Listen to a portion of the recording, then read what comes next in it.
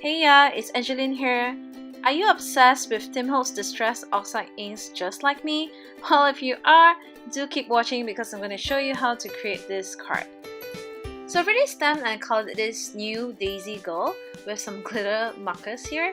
And I'm grabbing some new colors from the set number 3 of the Distress Oxide inks.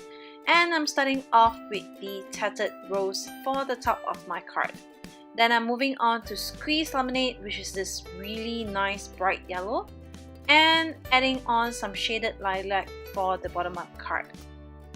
Then I'm grabbing this Music Note stencil from Tim Holtz collection. I'm just placing it over my card and grabbing a water mister to mist over it. The inks will kind of react and oxidize and creating this kind of negative effect from the stencil. So I decided to add some washi tape here because I think it was kind of looking a little too plain, and I have tons of washi tape, so why not? So here is my finished card. I hope you enjoy this technique and do try it out for yourself. Thanks for watching. Bye!